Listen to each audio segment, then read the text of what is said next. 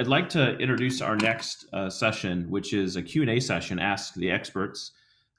So feel free if you have any questions about, questions about what we've covered, any questions about maybe treatment options, or if you have a family member or friend who's kind of struggling, definitely, you can, let us know. And by way of chat or Q&A, we can definitely address that for you. I'd like to introduce our three experts during the next hour session. And our first presenter or speaker, who you've already met, is Jay Han. Jay's clinical professor in the Department of Psychiatry at UC Irvine and graduated from UC Davis from their combined family medicine psychiatry residency program in 2002. Jay has dedicated his career to teaching and also working with those who are really underserved and in vulnerable situations and states. He's a national educator in anxiety and other primary care behavioral health topics. Jay, thanks for being here to answer some of the questions that are upcoming. And Darlene, thanks for joining us as well. Dr. Lee received her doctoral degree in naturopathic medicine from Bastyr University in San Diego, followed by a 2-year residency program in naturopathic medicine at the Susan Samueli Integrative Health Institute, a part of UCI Health. Dr. Lee is licensed a UCI health specialist in naturopathic medicine who draws on a variety of traditions and modalities to address whole person wellness in adolescents and adults. Dr. Lee is board certified in biofeedback in mind-body modality designed to help individuals get better control over their stress response and increase their ability to self-regulate. She's established and now leads the Integrative Biofeedback Program at UCI Health, the Susan Samueli Integrative Health Institute, where she uses this approach to help patients with hypertension, insomnia, anxiety, irritable bowel syndrome, pain, and other chronic conditions. So, Darlene, thanks for being here. I appreciate it. And then our third expert is Nisha Waraku. Nisha is the founding director of Monarch Psychiatry of California and Wellness Centers. She is an award-winning board-certified child, adolescent, and adult psychiatrist.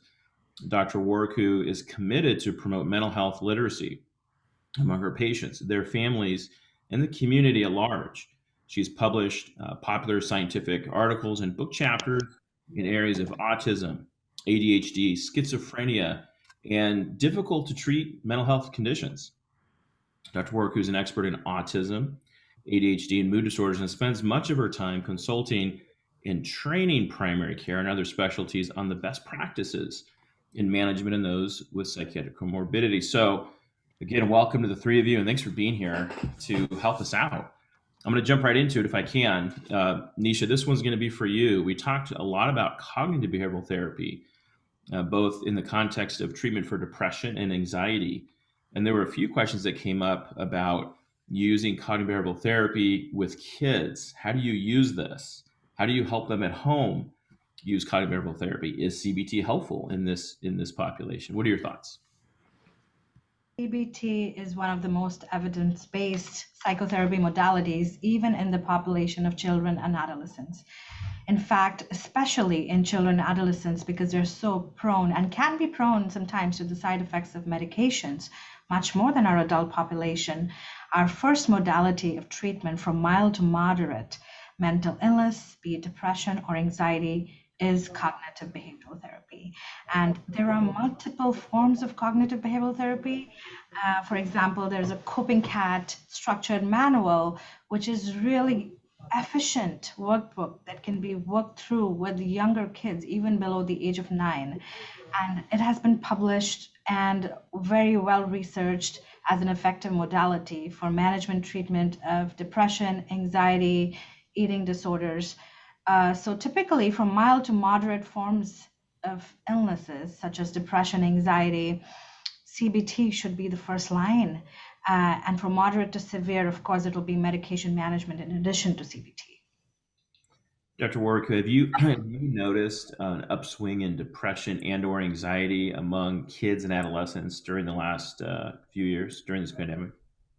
There has been a significant surge in the number of cases across settings.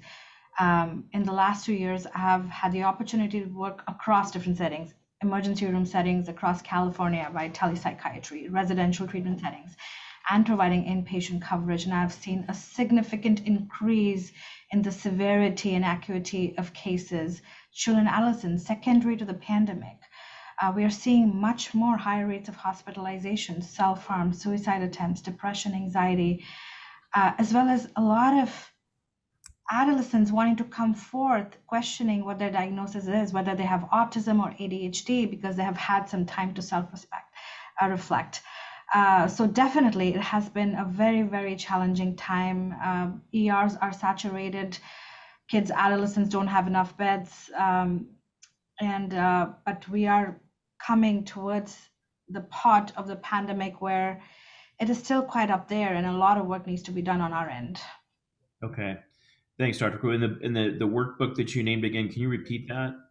Coping CAT. Coping CAT, C-A-T.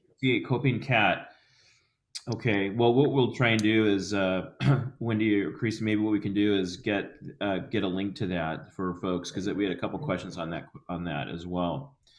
Darlene, we have a lot of questions we want to cover, but I want to go to you as an expert in using, maybe less conventional, but very effective treatments for depression and anxiety. Jay and I only had 45 minutes to touch base on what is depression or anxiety and what's up with some of these medications. And then we briefly touched on cognitive behavioral therapy, but there's a whole new world out there that we need to look at. And Dr. Lee, I was wondering if you could talk to us a little bit about the naturopathic approach to the treatment of depression and anxiety.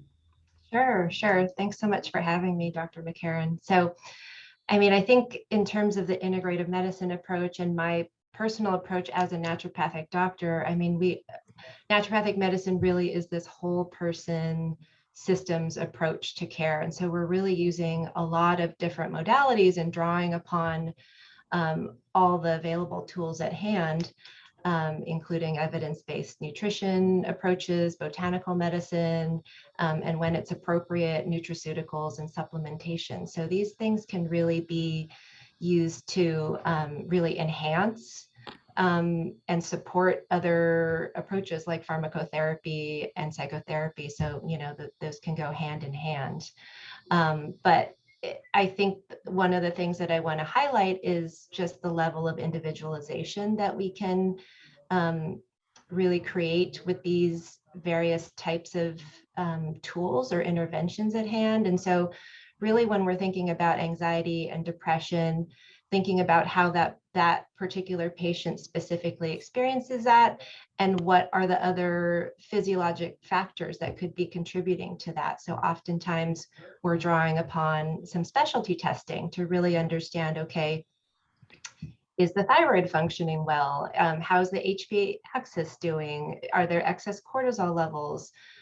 Is their diurnal cortisol altered in some way? And all the things that can kind of contribute to that. So looking at that, looking at nutritional status, I think a huge one is optimizing sleep and the impact that can have on mood and just resilience to stress, et cetera. I think really kind of understanding the connection between the gut and the brain and how neurotransmitter production can be affected if there's any type of dysfunction in the gastrointestinal system. So really kind of utilizing all the tools at hand in terms of kind of understanding the root cause, but also really, using all the tools at hand to address symptoms as well. So both are important. So, what we're really trying to do is have this whole person systems approach. So, one of the tools that I use the most, and I saw there was a question about it in the chat, was around the use of biofeedback. And that's, as you mentioned in my intro, something I draw upon a lot and is a large portion of my practice at the Institute. And really biofeedback is about, really building self-regulation skills in people. And I think in kids, that's particularly important, and adults have not necessarily received that training at all either. And if we're going to build resilience and really, especially in this current environment where stresses are compounded, pandemic stress on top of all the other stressors, in our lives right now, we really need all those self-regulation tools. So really looking at how we can really build those skills and really kind of build a toolkit for people so that they have coping mechanisms, skills for stress management, et cetera. So I really like to use heart rate variability biofeedback, which is a modality that is really aimed at creating this balance in the autonomic nervous system. So looking at sympathetic nervous system function versus parasympathetic function and really building that balance. So I think part of biofeedback is also getting people into their bodies and really building the somatic awareness and knowing that a lot of mood disorders, anxiety, depression can also present as somatic symptoms, and really kind of making people aware of what's happening in their bodies. What are sort of the early signs of anxiety or depression, or if someone's being sort of triggered or exacerbated by stress. So I think those are a few things that I wanted to highlight about, how integrative medicine can really contribute. There are so many different tools, and I think the evidence out there is building for all of these various modalities. Dr. Lee, I appreciate that overview. I'm wondering if you could give sort of a 1 minute overview on how you would use biofeedback in someone who comes in with crippling anxiety, kind of Mm-hmm. sort of a 101 on biofeedback for someone like me who's never done biofeedback, for example. Mm-hmm. Sure, So, sure. Yeah, so generally what I would start with is asking very specific questions of us. So oftentimes the first session will be really focused on, okay, how do you experience anxiety? What are you feeling in your body? What's going on in your mind? What are some of those thought patterns? Really understanding, okay, what is this individual's experience of this? Because oftentimes people will come in and say, I'm very anxious, but actually that means very different things to each individual. And so really understanding that, for that individual is really important. And then we would go on to really just start with some fundamental tools. I mean, I always start with retraining people around breathing, because the breath is in a way I won't say the easiest, but I would say it's one of the simplest ways to influence the autonomic nervous system. And just using the breath and certain breathing patterns to really calm the nervous system. So I think the basic tool that I teach pretty much every single patient that I see is diaphragmatic breathing, and then using that and building on that and using different types of breath control or slow rhythmic breathing. That's actually the basis for a lot of what we do in heart rate variability biofeedback. But really, giving people simple tools that they can learn very easily. And then with biofeedback, what we're doing is pretty much using non-invasive sensors to monitor a lot of these aspects of the physiology. So we're monitoring the change in heart rate over time. We're monitoring sweat on the hands or peripheral temperature, breathing patterns, all of these things. And we're looking at these things on a screen with the patient and teaching them these tools. And so as they're kind of integrating and applying these tools, we're watching how those things change. So in a way, it's teaching someone to be more in control of their stress response. And I think that feels very empowering to people. It gives them something very tangible to see on the screen. And they think, oh, okay, when I am responding like this is what happens on the screen. When I bring in this tool, that changes. And I think in particular, sometimes when people have difficulty with meditation, I've had a lot of people say like, oh, I can't meditate. I'm not a meditator. But when we utilize some of these tools, we actually see, we're creating a lot of the same mind states and a lot of the same physiologic reflections of that. So it's just another kind of inroads for people to access something that maybe feels a little esoteric or a little less accessible to them. And so really, we're building those skills in them. And so those are a couple of the tools that I use at the outset. And then in between sessions, I'm always having people practice. And so in terms of like people that are a good fit are people who are willing to put in that time in between sessions and really build those skills. So to the point where eventually those skills become more like second nature. So they can draw upon them when they need them, when they're noticing, okay, I'm noticing the early warning signs. now's the time to really kind of kick in with the self-regulation skills. So I hope that gives some idea of what's involved in biofeedback. It does. Thank you. One of the common themes I think we're hearing this morning is providing tools for folks to use for the rest of their life, as opposed to, hey, you Mhm. got to come back and you got to receive this treatment. We're really showing them the importance of partnering with providers, right, and also using these skills indefinitely, and that's really so important.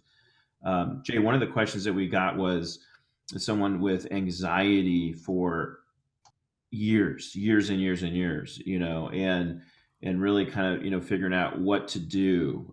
Never receive treatment, but just crippling anxiety. And it seems almost constant in nature. What are your thoughts on that? And are there any tools that we might be able to to recommend for lifelong use?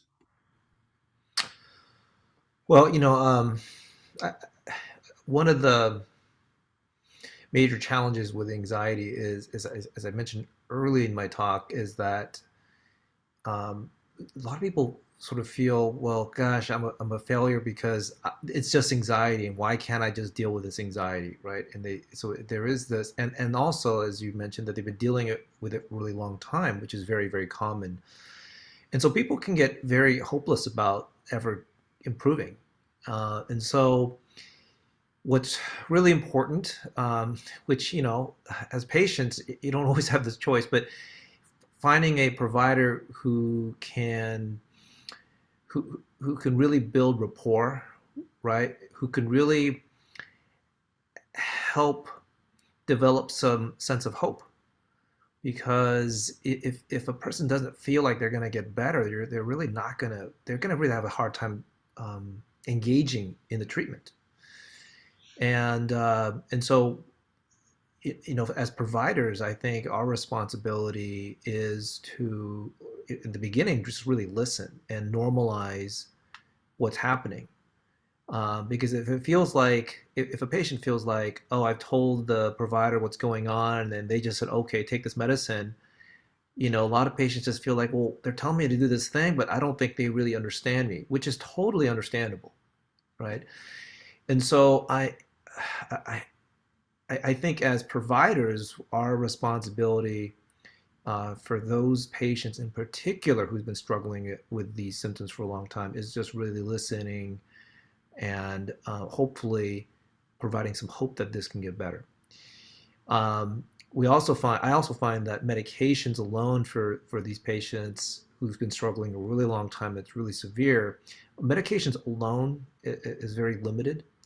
Because as I mentioned as I showed in that diagram, that medications work on one level. They sort of really largely decrease the physical symptoms, but it's not like a little happy thoughts pop out of the pill, right? And change things. So the medications are really trying to improve things sort of secondarily. And so talk therapy in CBT is going to be really important in addressing those thoughts that underlie, their interpretations about the physical symptoms. But of course, many people decide, well, I don't want to do therapy. Like, in other words, a lot of people have a lot of misconceptions about what therapy is. So they may look at see TV shows or movies about what therapy looks like, and there's this couch and this person who just sort of like says, I see everyone, and then makes an interpretation every once in a while, right? And whereas cognitive behavioral therapy is very different. It's much more an engaged, collaborative type of therapy, where there's a lot of curiosity and back and forth engagement and in doing and trying to figure out what to do next. So I think a lot of that communication at the outset and developing that relationship, I think, is really pivotal when working with somebody who's been suffering from anxiety for a long time. Thanks, Jay. Appreciate that. And Nisha, I'm going to need your help on this one. And Jose has a great question, and I'm also going to piggyback it on a question that Jennifer gave, and that is regarding instant gratification in social media. I know we rarely see this in adolescents these days. It's a rarity, but was wondering if you can talk on this, and more specifically, what can we do if we have someone who is really fixated on social media, cell phones, to the point where they're functioning in a very suboptimal way? What are some approaches? And then also, to tag onto that, how do we engage people, like Jay just said, in long-term therapy, right? In, for example, AA or NA for those who are dealing with drug addiction.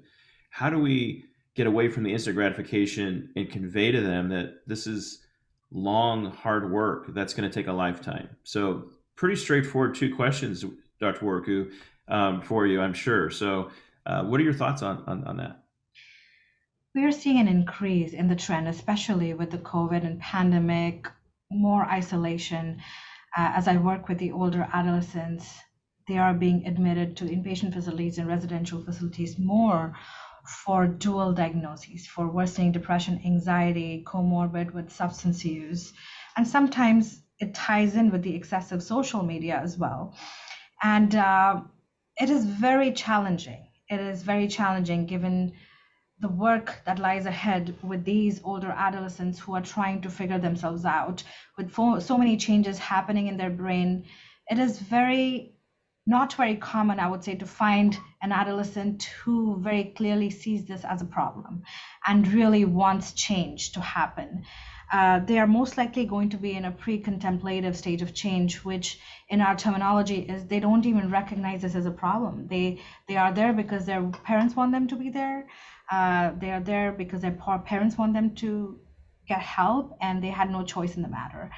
But I do see that when this becomes a problem and results in social, emotional impairments, academic decline, truancy, sometimes running into legal problems, a longer term residential treatment, depending upon the severity of symptoms, tends to have a better outcome, because it is providing an environment where they're not going to have access to drugs, substances. It is a protected environment.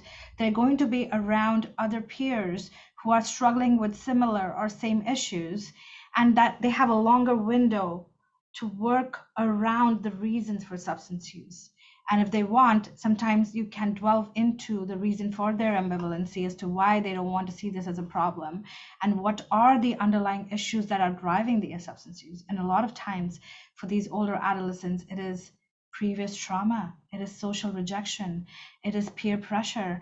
And it is very hard to get to all of that in just a one-on-one individual therapy session where they don't want to be there.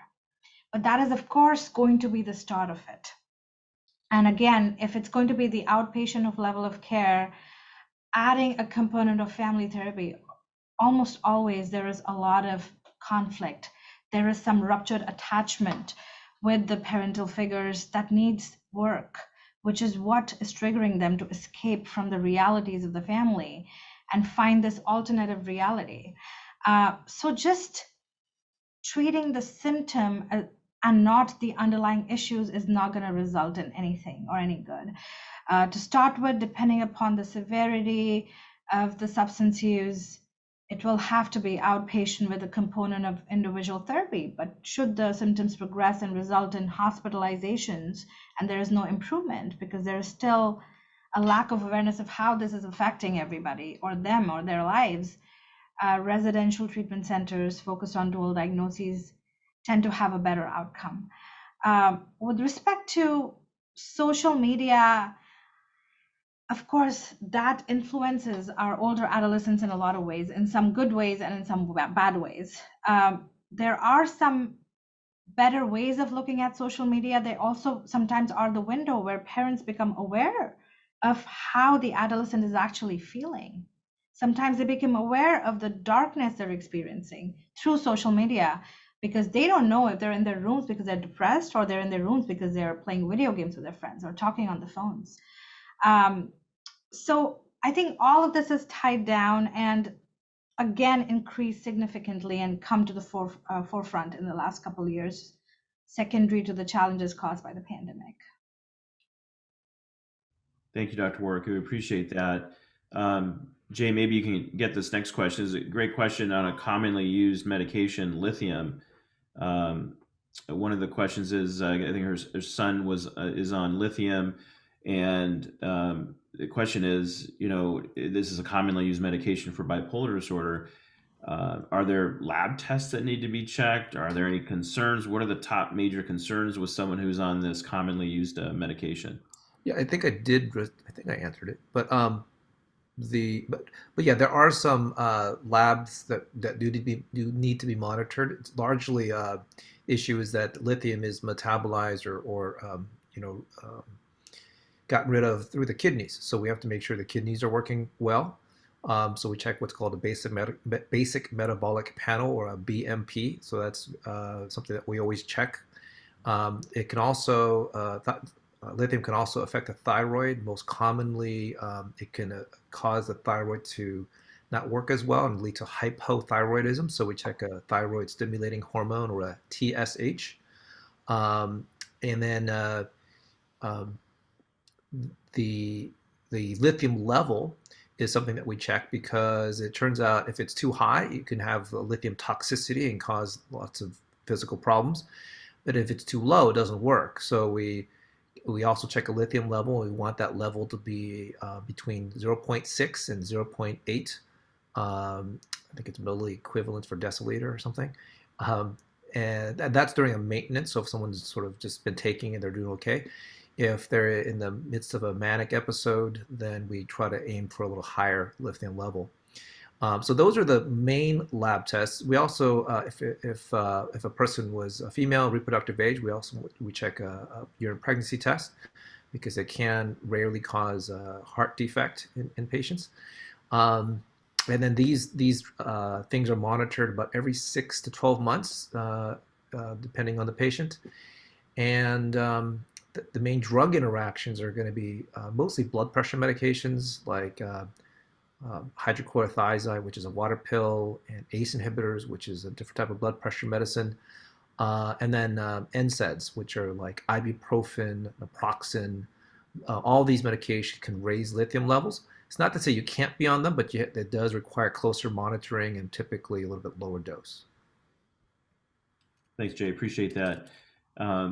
Dr. Lee, Kimberly is asking, how do we incorporate biofeedback at home? So what's the simple home version, if you will, of biofeedback? Can you give us a demonstration of what folks might be able to do at a more simple, basic level?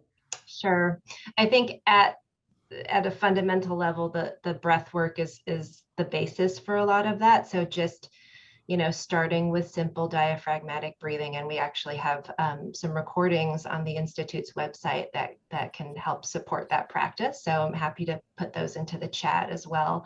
So using that, once someone is very familiar and comfortable and able to do that very effortlessly, advancing to something called paced breathing, which is really just using some sort of signal, usually an audio signal or a visual signal, that guides someone by telling them exactly when to inhale and exhale, so that we can create this very slow rhythmic breathing, and therefore this very slow rhythmic stimulation of the vagus nerve and activation of the parasympathetic nervous system.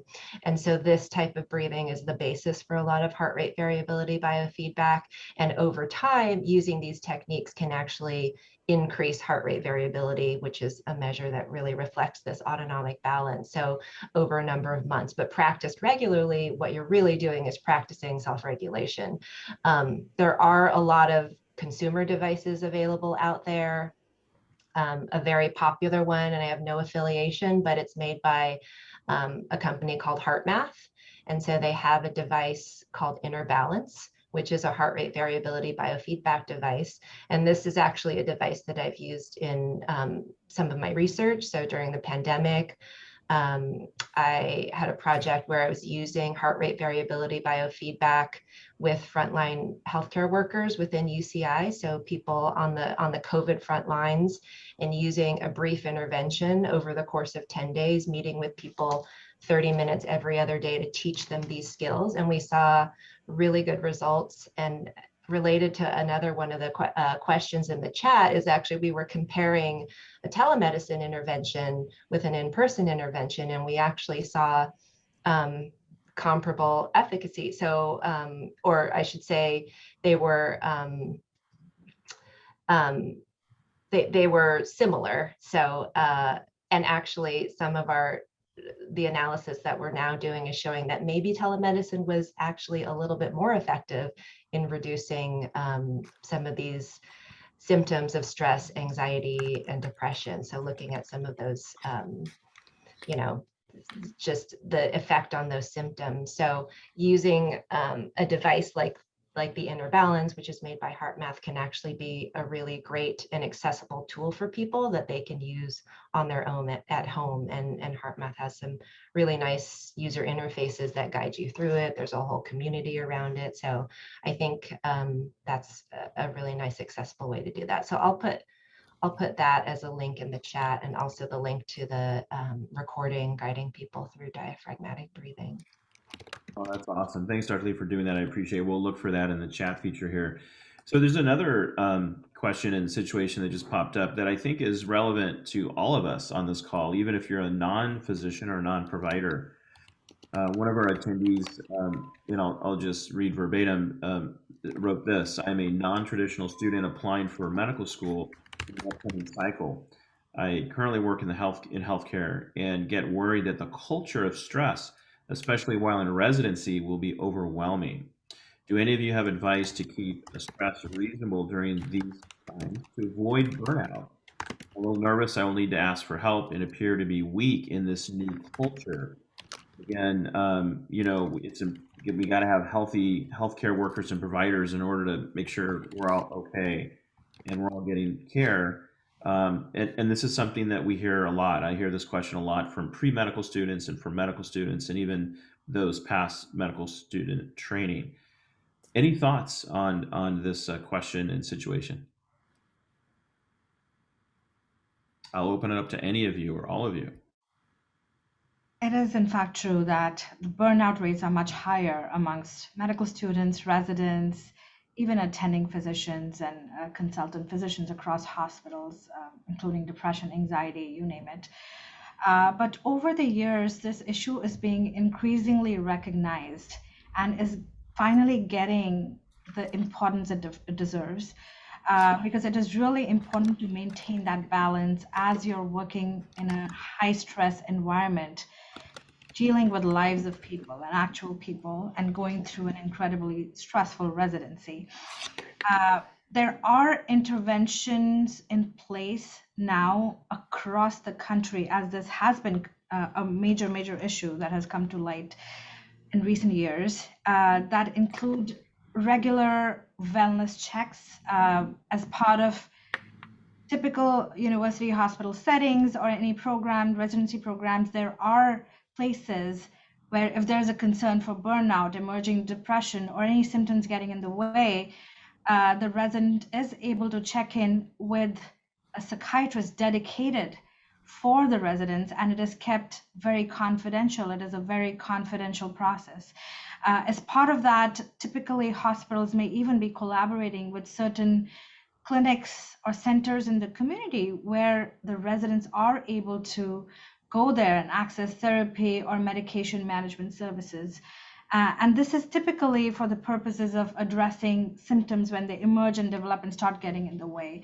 But in terms of preventative, again, newsletters focusing on wellness, focusing on balance, focusing on community, and really allowing the residents and the medical students to have a voice to raise the issues that can actually contribute to the burnout, which are treatable issues or issues that can be prevented, or actual systemic factors that are contributing to these issues, is important, that can be preventing the burnout. So it's great, as opposed to a decade ago. Recently, this issue is getting the attention it deserves, and there are systems in place in every residency program to address that. I just have to echo that it is so important to bring that issue to the forefront, and really it's about changing the culture around talking around these issues, and really creating a space where people are able to be open about it, And actually the research that I did during the pandemic using the stress management intervention was specifically focused on trainees, so medical students, residents, fellows, and there was just an incredible response to it. I think, people saw the word stress management and, they just immediately hit reply because it was something that resonated so much with people, and people were really hungry for those tools. So I think the more that we can talk about it and create a culture and a cultural change where it's not so taboo and it doesn't signify weakness, then that'll go a long way in creating opportunities to address it. I think you also find that different programs will have, and you'll know when you go on interviewing these programs, like you get a sense of their culture. And if a program doesn't talk about it at all, it's probably because they don't have anything. Whereas other ones, they have things in place and they're proud and they will talk about it. And here at UCI, the Family Medicine Department, for example, we really talk about how we have therapists, not therapists, a psychiatrist who actually meets with the residents, is separate from the program director, to allow an outlet. And then we also have different measures in place, and the whole idea is to try to intervene early rather than waiting until things get worse. So much better than certainly when I was in training, where I was almost non-existent. So even though we definitely have the burnout issue, and I think it's always going to be there to some extent, but there's definitely much more investment in trying to address it now. And so it's important to bring up, I think, today, because those who maybe didn't go through medical school or other types of schools to where they provide medical services may not know what it's like going through some of these programs. And I agree with Dr. Hahn that things have changed. One concrete example is when I was a resident. I did all my training in Chicago. When I was a resident, the hours were long. Probably on average at least 115, 120 hours a week. They were long hours. And the day I graduated was the last day that there was no ceiling on the number of hours working per week. So the very next day, which is kind of a bummer, the ACGME, the national organization that oversees training, created this 80-hour work rule. I just missed it by a day. But I think that's an example of a slow incremental change towards healthier training for providers, which I think is important. So yeah, thanks definitely for bringing that up. Another question that really is popping up quite a bit, I think, is a technology addiction, and particularly during COVID, and then related social isolation. And then particularly for kids too, when parents are away because they're working. And so the question is there an integrative modality that can help with this growing issue? So for example, Netherlands have primary care clinics addressing this type of addiction in a sort of a preemptive way. Dr. Lee, any thoughts on this topic? Yeah, that's a really interesting and very prevalent issue. It's a challenging one, but I think when you think about sort of social isolation and this fixation on technology, what comes to mind for me is sort of what I see as the kind of other end of the spectrum, which is the role of nature and the role that nature can play in really regulating the nervous system, and really what's missing when you have someone who's really indoors and on their devices all the time. So, I'm thinking a lot about some of those mindfulness courses that Jessica highlighted earlier, that the Institute offers, that really focus on kind of creating a different connection to nature.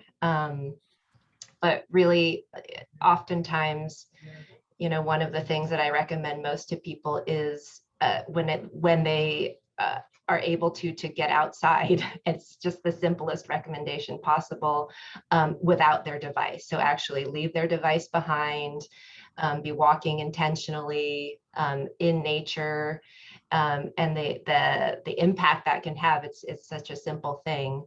But it also makes me think of this concept of forest bathing, which is a a concept that came out of Japan that was formulated, I think, in the 70s or 80s, and there's actually a Japanese word for it.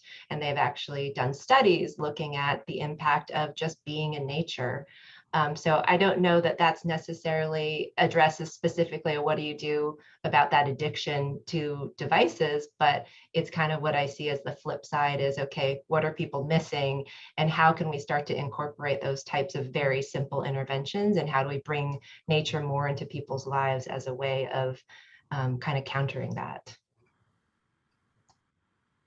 Thanks, Dr. Lee. Appreciate that. And a real quick question for you is Heart Math with Greg Braden, is that the same person? Does that sound familiar? No, that doesn't sound familiar. So what we'll do is we'll give you more information on Heart Math here in just a I second. actually put it in the chat, In so the there chat. should be a link. Yeah. Oh, there. Okay, great. Thanks for doing that. That was in response to Kim's question. Awesome. Okay, great. And then, so our good friend and colleague, Dr. Schiffman, has posed a question for us, and thought it would be important to bring up, and I do as well. And I think it's a common theme again from all of our talks, and what we believe is most important when it comes to optimizing community healthcare. Dr. Schiffman is mentioning the importance of partnering with your patient, and as opposed to lecturing them, but to engage them and partner with them. And so I'd like to open it up to the three of you to talk a little bit about how best to do that, the importance of that, and how best to do that in your particular practice. So when I think many of us, when we trained, we were told that we're the expert, and people come in and they have problems. We diagnose the problem. We tell them what to do. That was sort of the way that it was described. And one of the interesting things you find is that it doesn't always work. Like, you tell people what to do and they don't seem to do it, and you're like, well, they must not want to get better. What's wrong with them? And then you quickly start to realize you can't have that approach. And so I always tell people, one of the most incredible things that I discovered after training was something called motivational interviewing. And in motivational interviewing, the idea is that you don't convince people to change. You actually help people find their own reasons for change. That I may have some information, but people are actually the best experts in themselves. And so really what's most effective is understanding what that person's perspective is on things, and then helping them, guide them in a healthier direction, but only by taking their lead, right? And so my job is to really understand what is important to them, what their goals are, and then trying to figure out what information can I provide to help them move towards that goal. And usually these goals are healthy goals. It's just that they find themselves doing unhealthy behaviors, whether it's because there's things that they've heard, or they may have incomplete information, or that they're just barriers in their environment that are getting in the way of pursuing these healthier goals. And so, the nice thing about this approach is that it puts a lot of pressure off of me. My job is not to convince anybody to do anything, right? My job is to really just explore their own reasons for those changes. So, without getting into all the nitty gritty of what that is, it really is collaborating. It's really helping the patient find their own reasons for change, and then supporting them in that. And it takes a lot of listening, not telling people what to do, but instead, we say, instead of wrestling with your patients, you want to dance with them. Is sort of one of the mantras of motivation and interviewing. But that's something that I really feel is probably one of the most important things that I learned outside of training, rather than technical information per se. So Jay, safe to say that take-home message is dance with your patients here, right? Yeah, I'm just kidding. So, appropriately.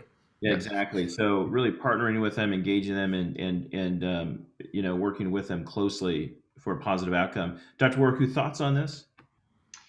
I completely agree and deeply value what you just said, Dr. Hahn, about taking that stance of neutrality and dancing with the patients, understanding that there are reasons for resistance to change, and allowing them that space to recognize and be ready for change to happen. As part of Monarch Psychiatry and Wellness Centers, one of our endeavors this year is to have wellness retreats in the community, recognizing that caregivers of children, adolescents, young adults have a high burnout rate, and they do not get a chance to take care of themselves. And that can somehow inadvertently transmit to the child or the adolescent or the entire family. So as providers, it is our responsibility, I feel like, to see patients within the four walls of the office. But what we often miss is actually going out in the community and working with families and the community as part of self-help groups, bringing people together who have issues that are similar so they don't feel like they're alone in it.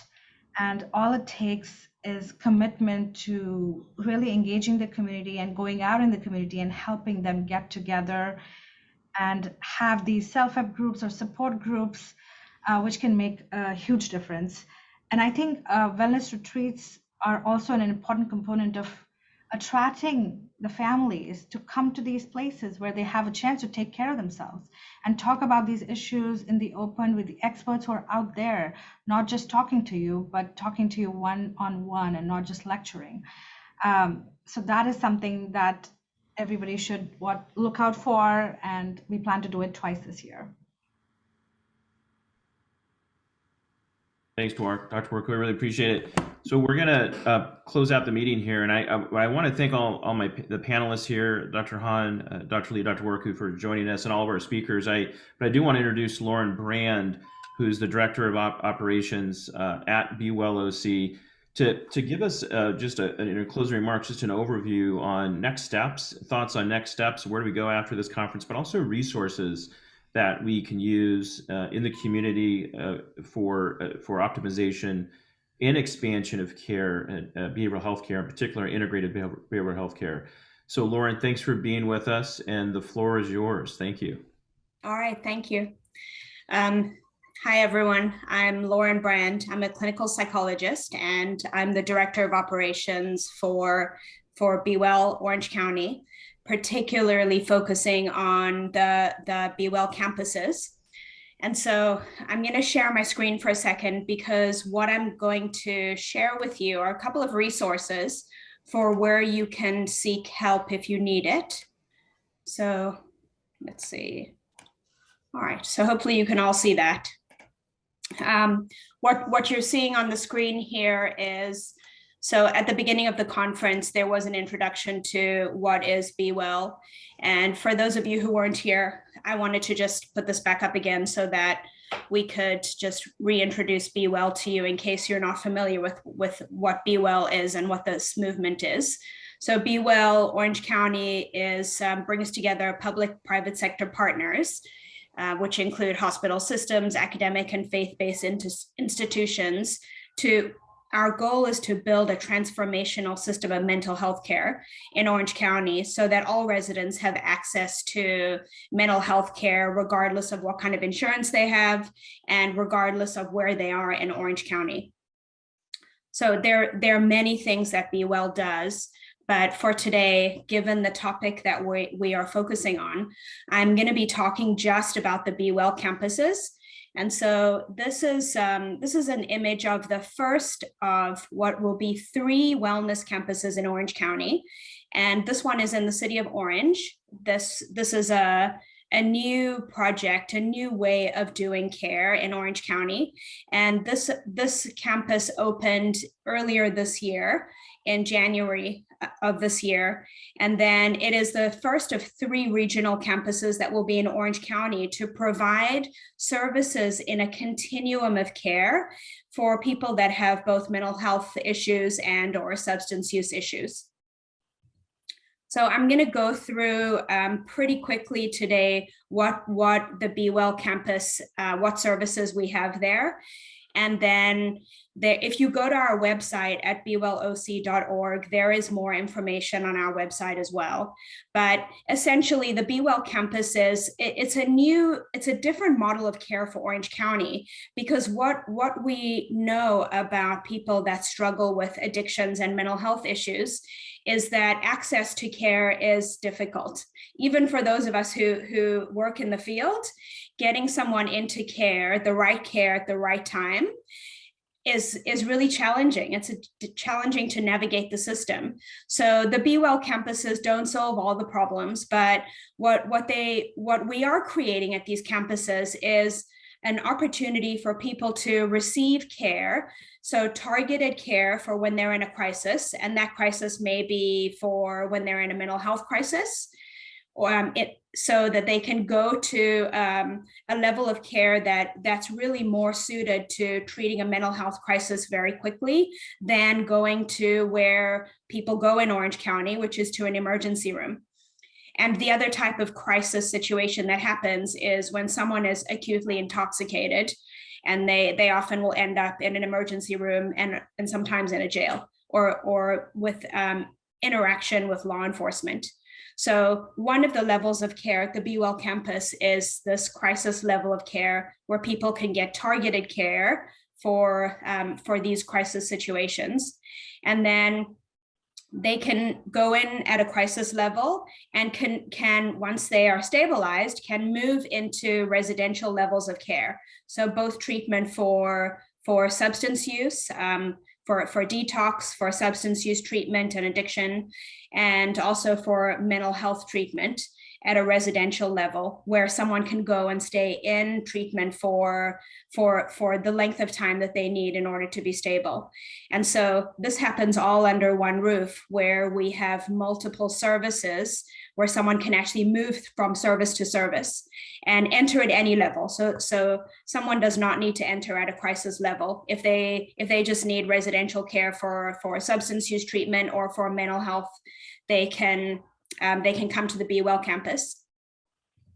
So very quickly, I'm going to go through this a little bit quickly, and then we'll see if there are questions. But what we're creating at the campus is a different experience of care for those who are coming in for treatment, for their families, and how we're creating a better system of care for people to get in for care, to enter into this type of treatment, and then also for creating the relationships that people need with care providers and programs and outpatient care for when they leave treatment at a place like the Be Well campus. So the Be Well experience starts with even the physical building creates a different experience. So the Be Well campuses will serve all Orange County residents, regardless of what insurance people have. And that means that when someone comes for care, we can ask, what do you need? What's wrong? Instead of what insurance card is in your pocket. The environment is very welcoming and warm and open. It's created based on the design and structure of the building is based on evidence-based research around what creates care environments that promote healing. So the actual physical building in the campus serves as a tool for healing in addition to the treatment that takes place.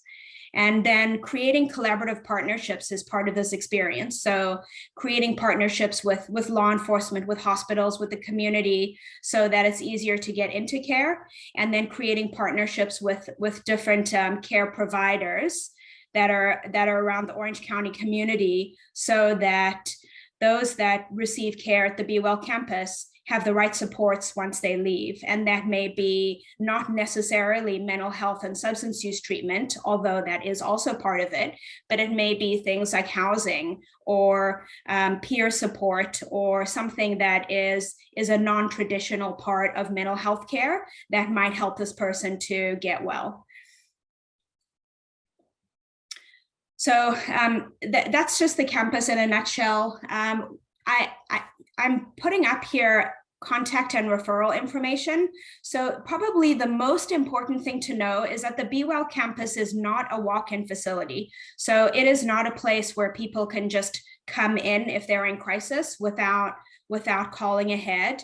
The reason for that is, particularly for those in crisis, we really don't want a situation where someone is in crisis, they come in for care, and then they have to be turned away or referred someone else because there isn't availability.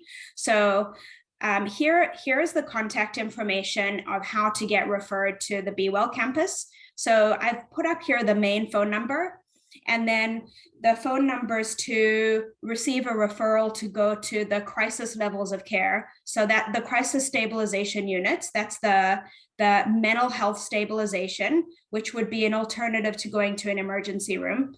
And then the sobering or recovery station, which is the first in Orange County, is for people that need to be in a safe, stable, stabilizing place to sober up and get ready for potentially the next level of care.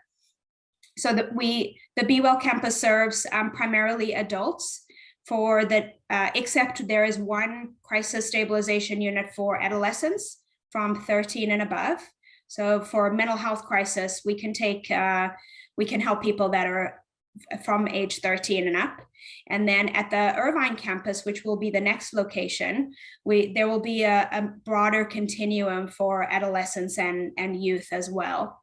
And then I'm sharing one more resource. So I wanted to share the resource of the Orange County Warm Line, the OC Warm Line. So often when people are in crisis, there are just so many warm lines and crisis lines in Orange County, and it's difficult to know what number to call. So I'm sharing one of those resources with you, which is the OC Warm Line, which is powered by NAMI, the National Alliance on Mental Illness. And these are the numbers that are specific to Orange County. So the OC Warm Line is a place where anyone, it can be a child, an adolescent, an adult, an older adult, can call or text or go onto the website and do a chat with someone who will be able to talk with them and guide them through whatever they are experiencing or the crisis that they're experiencing. And then if they do need a higher level of care, they will make that referral for them to get to that next level of care. But unlike a lot of hotlines, the OC Warm Line staff are able to spend typically a little more time with people on the phone than a lot of hotlines where they are just getting your issue and then referring you. And so this is one of the other resources in Orange County that is a very useful and helpful resource. Lauren, thanks so much. Before we have you leave here, there's a question. Who do people call besides the police if they see an unstable person in the street? Yeah, so that's such a great question. Typically, you can still call the non-emergency phone number for law enforcement in whatever city it is. So we're also working with cities across Orange County. We're not contracted with all cities yet, but we are starting to work with cities in Orange County to provide this type of crisis mobile response, where along with law enforcement, in partnership with law enforcement, a decision can be made when a call comes into law enforcement. Is this a certain circumstance where there's a danger and a law enforcement officer needs to be sent out? Or is this a situation where a law enforcement officer is really not needed, but someone who has mental health background and training can go out and help a person or diffuse the situation?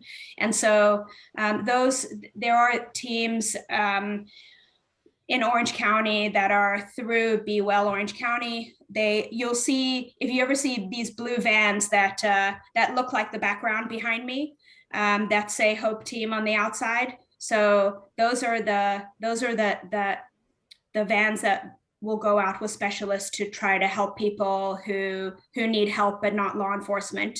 And then also the Orange County, the CAT team, the phone number that I put on the screen for the OC Links referral line, I can put those resources in the chat as well. If the Orange County CAT team, the crisis assessment team, can be called as well. And so if a call goes to a 911 dispatcher, if it's in a city where these mobile crisis response teams are already set up, the 911 dispatcher can make the determination of whether one of these teams can be sent out, which is a non-law enforcement response. So hopefully that program will be expanded more into Orange County as we hear that there's more and more of a need for this, obviously. And so stay tuned for more. And if you attend the next Be Well Coalition meeting, you can get the information through our Be Well website, but it's next Thursday in person. And we'll be talking a little bit more about the upcoming Irvine campus, as well as the campus that I just talked with you about, giving an overview of what happened during the year. Oh, thank you, Wendy, for putting the phone numbers in the chat. Lauren, thanks so much. I really appreciate it. And by the way, next summer when we do our second conference, co-sponsored conference, we can have more information on this as well, right? Oh yeah, absolutely. Would love to.